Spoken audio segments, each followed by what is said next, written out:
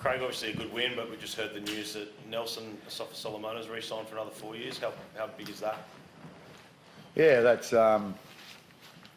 pretty big for the club, and we all know what a talent he is. We all know how big he is. So he probably turned the game a little bit there tonight, when he come on. So it's massive for the club to be quite honest. He's quite unique in what he can do on the footy field, and all the guys really respect him, but what he brings to the team off the field as well. So it's a great thing for the club. Our chairman just announced it. I didn't even know myself today, to be quite honest. So it's funny, like Nelson likes doing things his way. So I said to him yesterday at the captain's run, I said, you just want to forget about what you're doing or what you're not doing, and concentrate on this game, and then make your decision on Wednesday.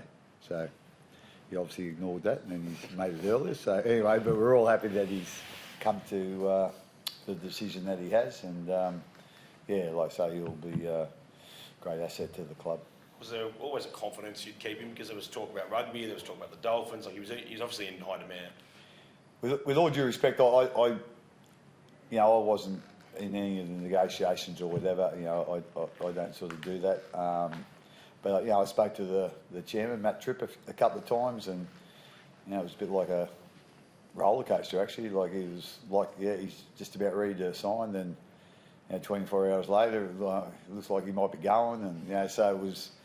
That has been like that for a long time, for probably about the last 4 or 5 days. It's been up and down, I think. So I think Matt's done most of the negotiating with Nelson and his manager. So but obviously there was a lot of interest, obviously, and especially with rugby union. With apparently there's a little bit of a feud going on there. So I don't know if that had anything to do with it. But as I said, at the end of the day, it's a great result for our club, and great result for rugby league as well. He did change the game tonight, but what was your thinking in terms of obviously the big Warriors pack to hold him back and not start him in the match? Yeah, I didn't want to start him tonight. Like, he's missed 7 weeks. He hasn't really run for the first 5 weeks of that.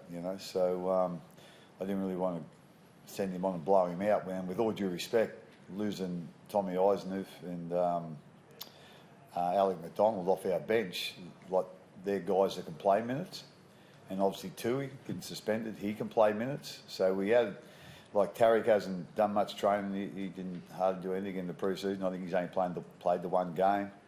Aaron Penne hasn't played a whole heap of footy this year.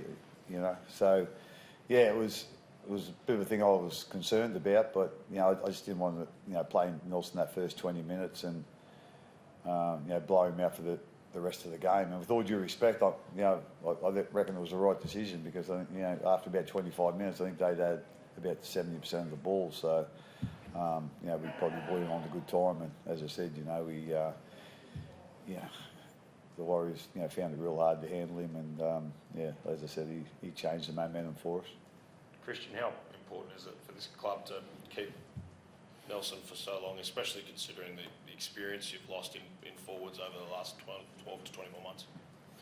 Yeah, I think it's really important. Obviously, you want to have a strong spine, but I think having a guy like Nelson who can generate a bit of momentum for your Munsters and your Jerome and Harry Grants to play off the back, I think we saw that tonight.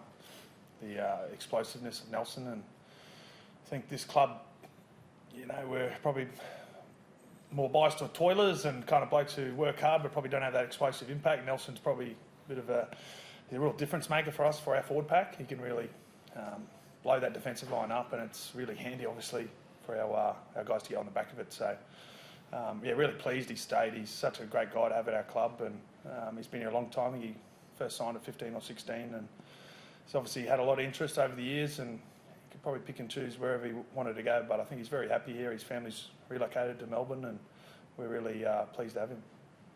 Craig, you mentioned how much ball the Warriors had early on. How much did that start, I guess, surprise you a little bit, but they started to fall away in the second? Yeah, I wouldn't say it's surprising. I think I think I said during the week. I can't remember a side that has improved so much from the end of last year to the start of this year. Like they've been playing some real good footy this year, and and really consistent and very. Even when they get under a bit of pressure, they seem to be able to handle that okay. So like I say, I was real happy the way we fought back after that. When we were down 12-0, and I think we went down 18-6. So that's. I probably didn't have time to think about it, but if I had thought about it, I think this is going to be tough coming back from this. But the guys just hung in there and done a tremendous job. And Munster come up with a couple of big plays, and as Christian said, Nelson got a couple of quick plays with balls for us, which give us some momentum. And I thought Nick Meaney done a great job, through the middle there as well. So to me, it was a really strange game. Like I'm not quite sure what happened, I don't sort of think like that too often, but it was just a real different game, And but like I say, I knew it was always going to be a real tough game. It always is on Anzac Day anyway. But as I said, their improvement this year has been enormous. Andrew Webster's obviously a massive part of that. His first full-time coaching gig. What have you made of the way he's kind of taken hold of the Warriors? Yeah, I don't really know Andrew. I think it's the first time I've met him tonight, and had a bit of a chat to him before the game, then after the game, and he's obviously doing a great job, himself and the coaches, and obviously the players are buying into it as well. I think a real good example of it is the way Sean Johnson's playing. I think, with all due respect, I think he's playing the best he's played for about 3 or 4 years. I might be exaggerating there, but he hasn't played like he's played this year for a fair period of time, and you just see the influence he had out there tonight, but the influence he's had on the Warriors this year, and there's obviously you put some big outside backs out there that seem to really enjoy, and they do a real good job of getting out of their own half, and then with Tor who's doing his ball playing, but I think Sean's been just that. I suppose that. Probably not the reason, but you can tell that they're improved by the way he's improved. Like he's probably gone back, 6 or 7 years to how he was playing, and he was basically dominating the competition then. So I think that's a real sign of their improvement, and I'm sure they'll continue to improve and be consistent. Congratulations on your captain's challenge. I believe that's the first time. Yeah, one run. Right. Any respect there or what? About time. Probably had about 4 weeks if it's a couple of millimetres under. By next week, so we'll have a big holiday. Yeah, there you go.